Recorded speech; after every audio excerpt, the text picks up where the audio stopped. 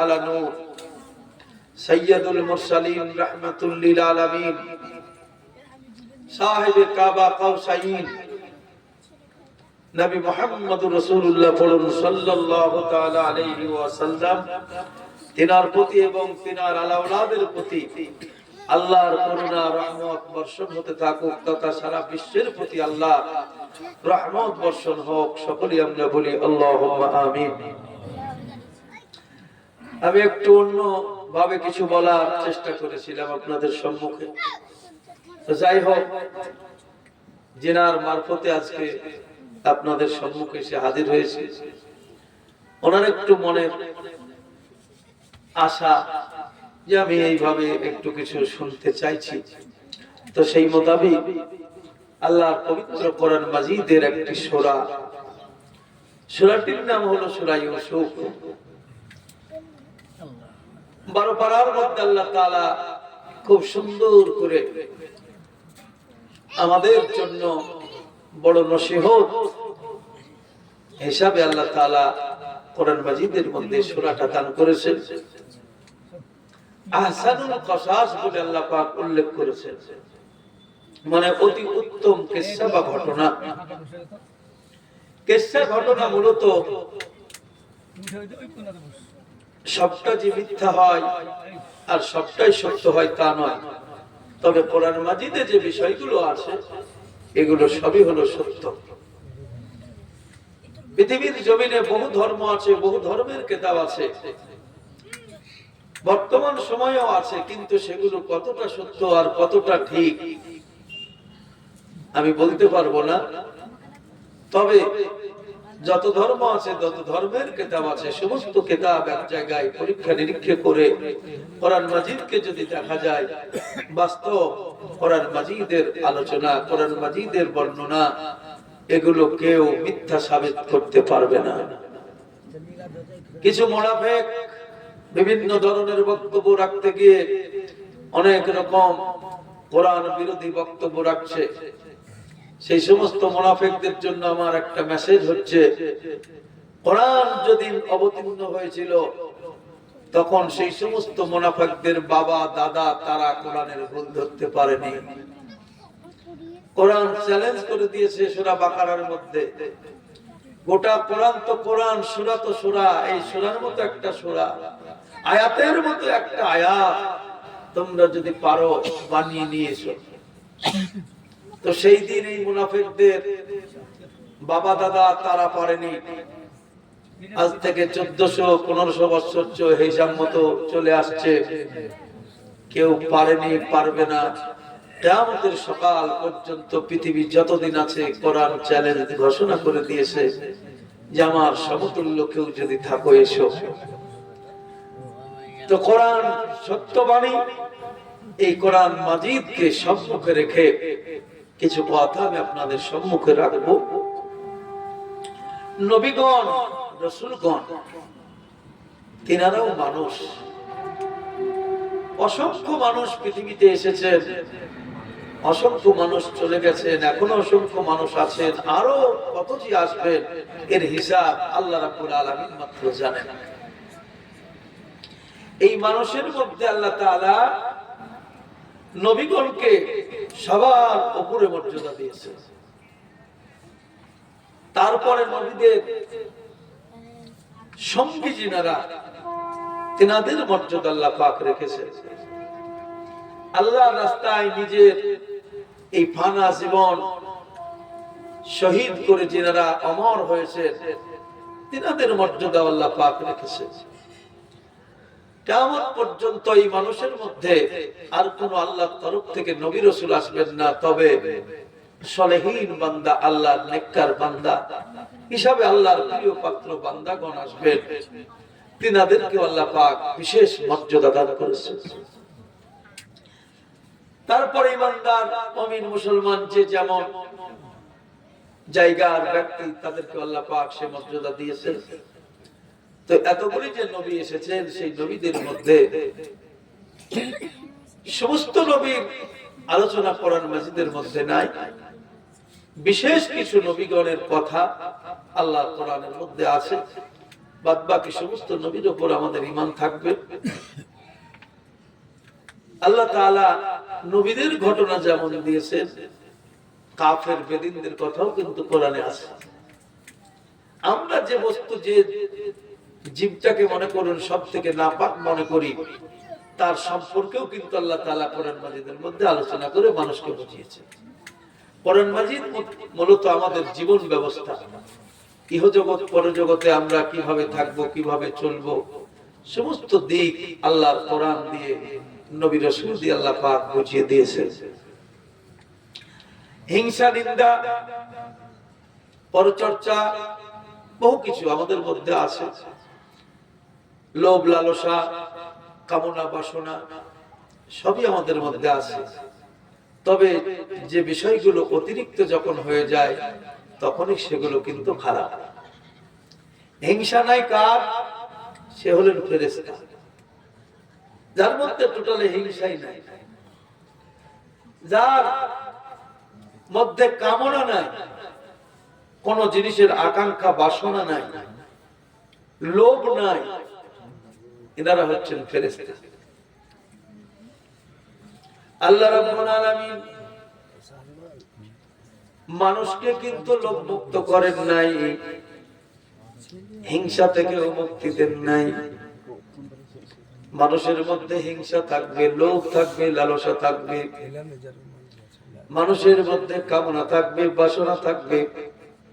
এই বিষয়গুলো যদি না থাকে, পৃথিবীর জমিন কিন্তু অগ্রগতিও হবে না। তবে হিংসা হচ্ছে মহাপাপ, লোভটাও কিন্তু মহাপাপ, লালসাটাও কিন্তু মহাপাপ, কামনাটাও কিন্তু মহাপাপ। এগুলো কখন পাপ আর কখন পুণ্য সেগুলো একটু জেনে নিতে হবে।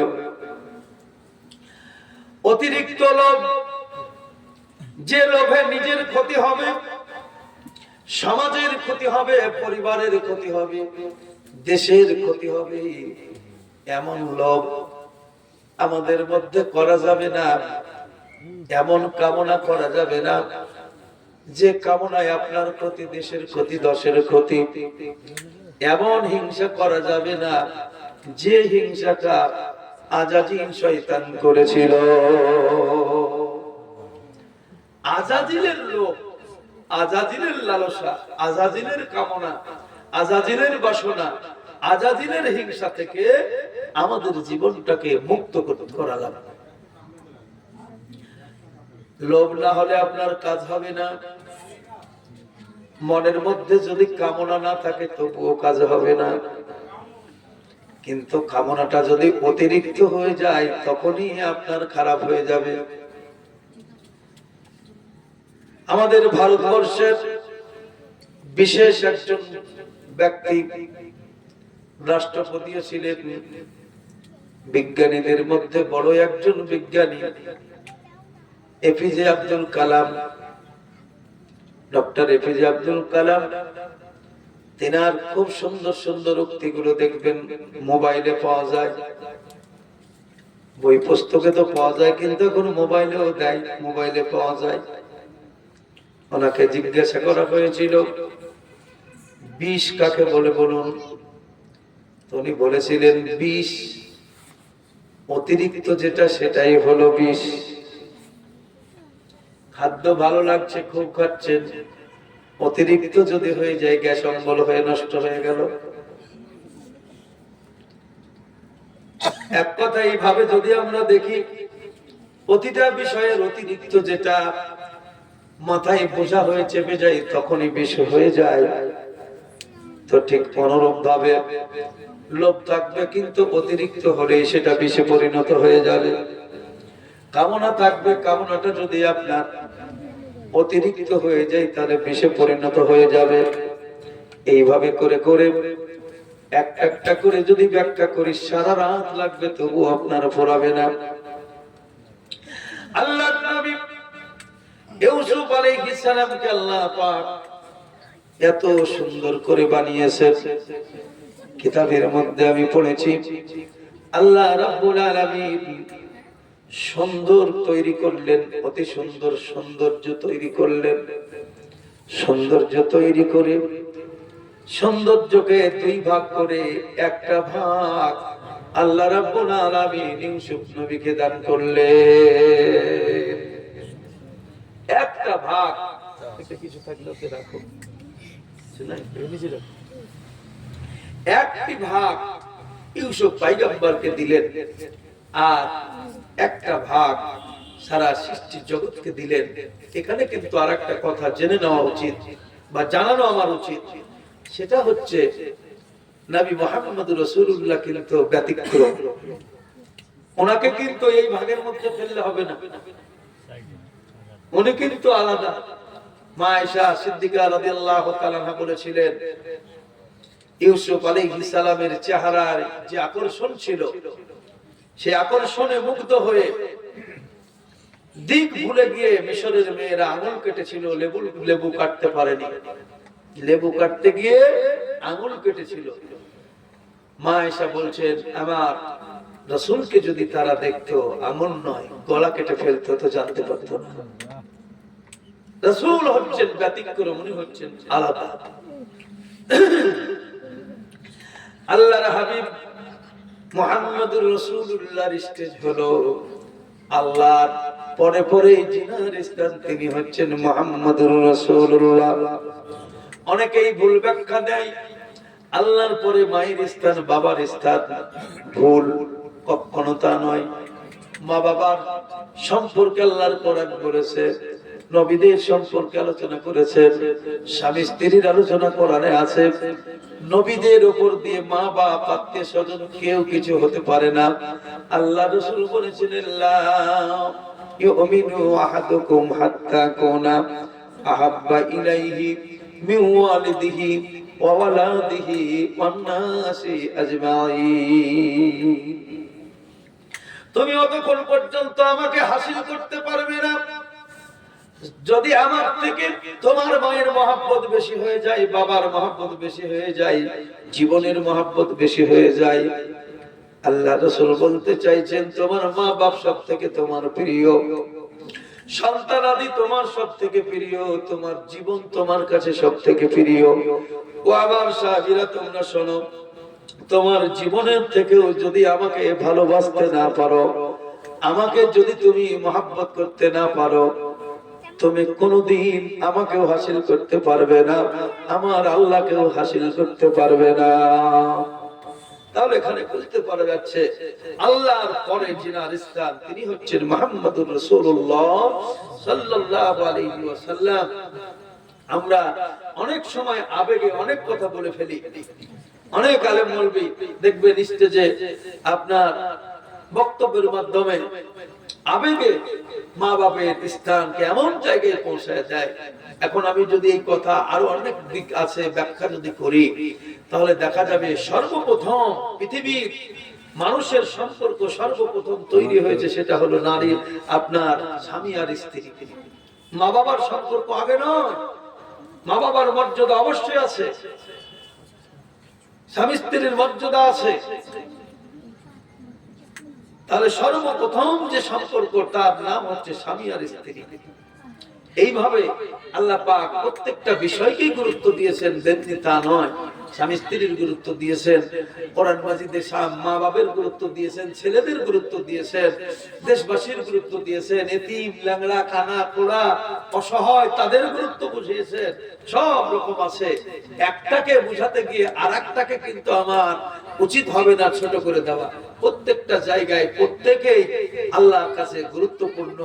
আল্লাহ পাক মুসা নবীকে বলেছিলেন, মুসা, তোমাকে যেমন আমি কোনো কাজে তৈরি করেছি, ঠিক ওই টিকটিকিটাকেও আমি কোনো না কোনো কাজে তৈরি করেছি। পৃথিবীর সৃষ্টি জগতের মধ্যে যদি আমরা ভাবি সব থেকে আপনার কমজোর প্রাণী, তার নাম হলো মশা। আমার মনে হয় মশার থেকে এত হালকা পাতলা মনে হয় আর কিছু নেই, আছে গো মনে হয়। আমি আসামে বলেছিলাম যে আমাদের আপনাদের এলাকার মশা, একটা মশা কত ওজন হবে? 25 গ্রাম, 50। তো সব মানুষ হাসতে লেগেছে। তো বলতে আমি বললাম যে আমাদের এলাকার মশার মতো কি আপনাদের মশা? তো আমি বললাম যে এই এলাকায় 1 কিলো মশা আপনার এই থানায় জোগাড় করতে পারবেন? 1 কিলো মশা? বলে হুজুর বড় মুশকিল। তা আবার বলার উদ্দেশ্য হচ্ছে, বোঝাবার উদ্দেশ্য, এই সামান্য একটা মশা যার কোনো ওজন নেই, এই ওজন নাই এই মশাটাকে দিয়া পৃথিবীর জমিনে কি বলবো হাজার হাজার লক্ষ লক্ষ মানুষের রুজি হয়। বড় বড় কোম্পানি চলে, হাজারো মানুষের ব্রেন মশার উপরে রিসার্চ চলে, যে এই মশার উপদ্রব থেকে বাঁচবো কেমন করে। আমি ছোট্ট থেকে দেখছি মশা তাড়াও মশা মারা ওষুধ করতে করতে এই কিছু কয়েক বছর থেকে মশা মারা মশা তাড়ানো এই সমস্ত ঔষধ আবিষ্কার হলো। তবে এই মশার পিছনে আপনি এখন ধরেন মর্টিন থেকে কত রকমের আগরবাতি, তারপরে মশারি।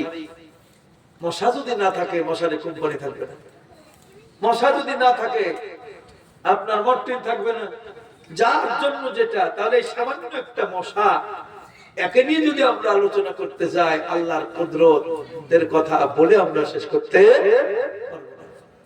তো পৃথিবীর জমিনে কাউকে ছোটখাটো এরকম নিচু নজরে আমরা যেন না দেখি।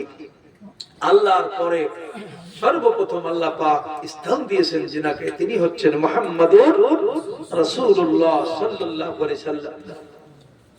বলতেছিলাম ইউসুফ আলাইহিস সালামকে আল্লাহ পাক এরকম মর্যাদা দিয়া পৃথিবীর জমিনে পাঠাবেন, এখনো পাঠান নাই। মা জুলেখার সঙ্গে যার ঘটনাটাকে নিয়ে এত বড় সুন্দর একটি কিসসা আল্লাহ পাক কোরআন মাজিদের মধ্যে দিলেন। মা জুলেখা রাদিয়াল্লাহু তাআলা আনহা হিসাব মতো দুনিয়ার বুকে আগে এসেছে। ইউসুফ পয়গম্বর তখনও জন্ম নেন নাই। আল্লাহ পাক প্রত্যেকটা বিষয় মানুষকে শিক্ষা দিয়েছেন। হযরত ইয়াকুব আলাইহিস সালামের ছেলে ইউসুফ আলাইহিস সালাম আল্লাহ রাব্বুল আলামিন লক্ষ্য করে দেখলেন ইয়াকুবের মহব্বতটা যেন আমার মহব্বতের থেকে বেশি ছাড়িয়ে গিয়েছে ছেলের উপরে।